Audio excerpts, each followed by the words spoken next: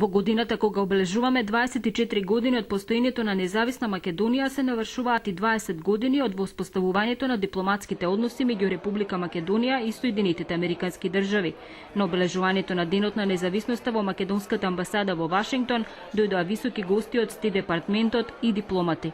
Во изминатите 20 години имавме поддршка од страна на Соединетите Американски држави при стекнувањето на нашата независност и имавме нивната поддршка во процесот на признавање на Република Македонија, особено признавањето на Република Македонија под нашето уставно име. Имавме поддршка од страна на Соединетите Американски држави кога се работеше за најголемите кризи на Балканот и секако соработката и поддршката во областа на економските и трговски односи.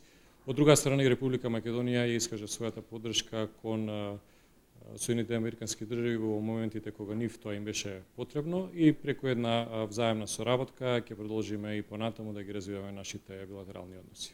Најдобрата работа што ја помнам од Македонија е периодот во 2004-та, кога САД го призна уставното име на Република Македонија, вели поранешниот американски амбасадор Пол Волерс.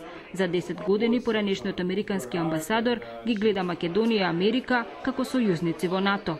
Well, I would certainly hope so. As we've said many times, we wish Macedonia had been a member of NATO and the EU yesterday. It hasn't worked out for lots of different reasons, but it's still a very strong tenet of U.S. policy. We want Macedonia to be in NATO and in the European Union, to be our partners, especially in NATO. So I'm certainly hoping that will happen soon, and I'll be very happy when it does happen.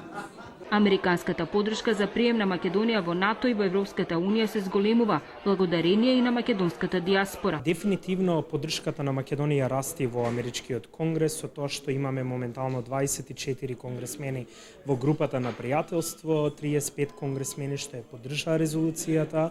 Другата работа е што денеска и објави полскиот министр за одбрана дека Македонија може да добие покана во Варшава во 2016 година. Исто ова година е 20 години од потпишувањето на времената спогодба и така да односите помеѓу Грција и Македонија се надеваме дека ќе се подобрат, но дефинитивно не треба билатералното прашање околу името да биде пречка за Македонија да влезе во НАТО и меѓународната заедница, особено НАТО земји членките, мора тоа да го сватат и мора да ја туркат Грција што побрзо да се реши овај проблем. Иако билатералните односи се солидни, сепак и од македонска и од американска страна оценуваат дека економската соработка може да се подобри. Република Македонија и Соединетите Американски држави воспоставија дипломатски односи на 13 септември 1995 година. За македонската телевизија од Вашингтон, Ирина Гелевска.